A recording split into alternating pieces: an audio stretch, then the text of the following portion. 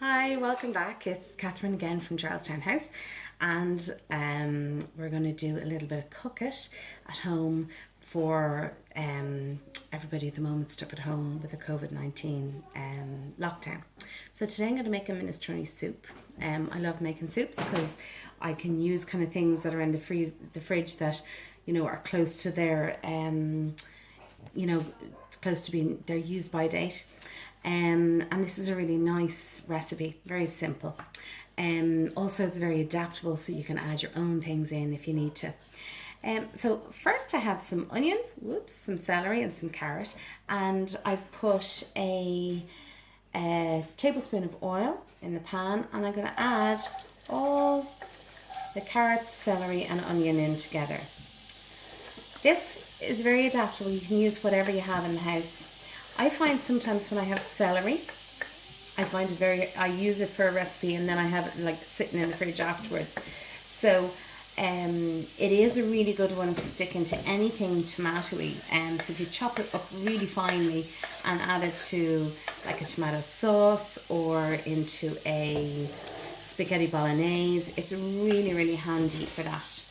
So I'm going to cook those away for about 5 minutes on a medium heat until they soften a little bit, and we'll go through what else we have. So what we're going to put into it is we're going to cook that for a while, and we're going to add, that was 2 carrots, 1 onion and 2 sticks of celery, and I chopped them really, really finely so that the kids don't see them there.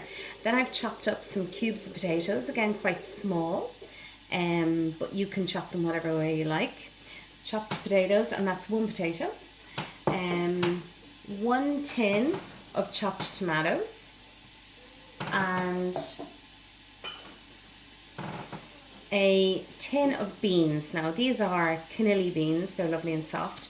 You can leave the beans out or you can add them. If you have a vegetarian in your house, it's really handy to have beans in things because they're a good source of protein.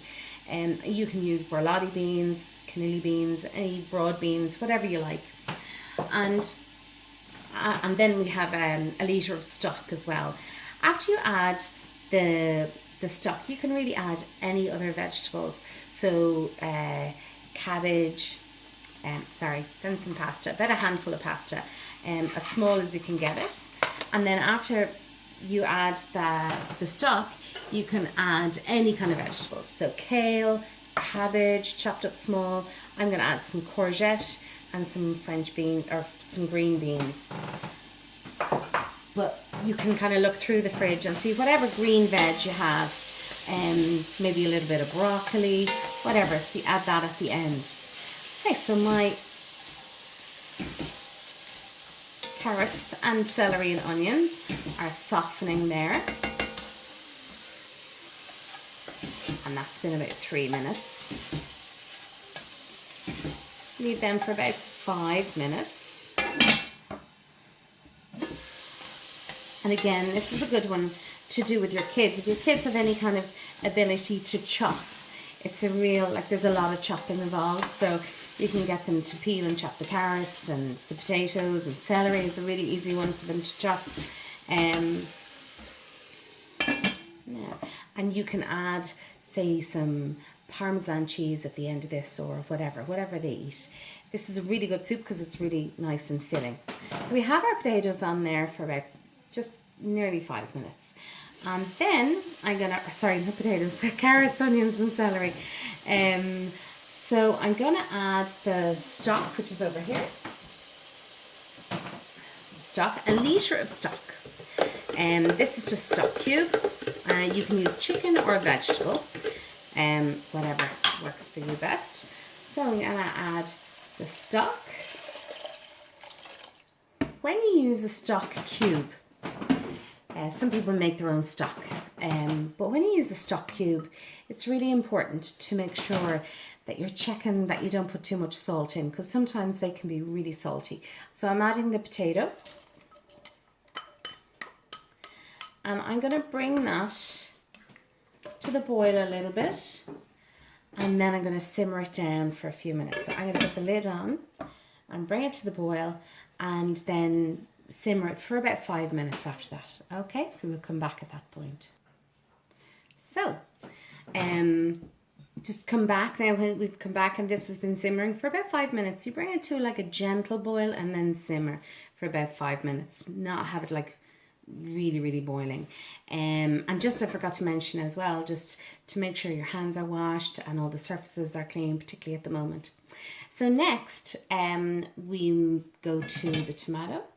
When you put the tomato in, be really careful that it doesn't like splash back on you, because this is boiling liquid. So you put your tomatoes in, and that's 1 tin of chopped tomatoes. Give that a tiny little stir. Oops. And then you add your beans if you're using them. When I take these beans out of the tin, I always give them a little rinse, because sometimes they're quite salty. They've been in like salty water. So I rinse them in the colander with just, you know, a bit of cold water. So put the beans in carefully. And that's 1 tin of beans, 400 gram tin. And then about a handful of pasta. So throw that into the pot. And you turn up the heat again and bring it to a gentle boil for about 5 minutes. Okay. So you boil that up for a few minutes, kind of between 5 and 8 minutes, because you want the pasta to cook. So when the pasta is almost there, which mine is, I just took a look at it there, and you look at this. So there's so much in this. There's like, it's like a meal in a bowl.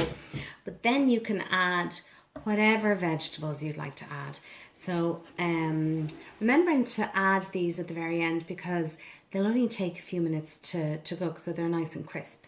So I'm going to throw in some green beans, French beans.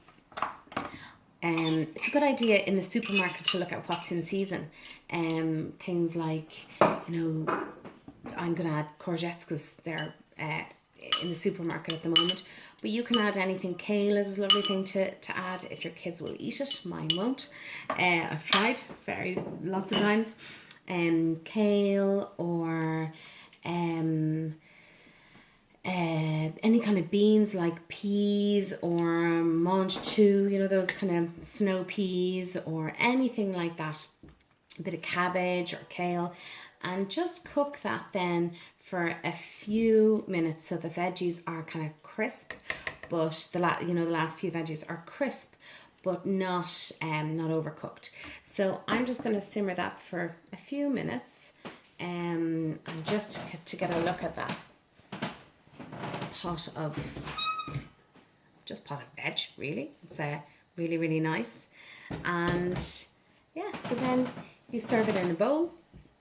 And you serve it in a bowl. Just check that it's you know, not too salty or whatever. You know, make sure you don't add too much salt. I never add salt until I serve it. So so you can put that in a bowl and serve it with, say, Parmesan cheese. So if you are serving it with, this is my point, if you are serving it with Parmesan cheese, make sure you don't put too much salt in it, because that'll add to the salt. You could throw in some basil leaves or whatever. So this is a really good one to throw in the freezer as well. Okay, so hope you enjoy. Take care.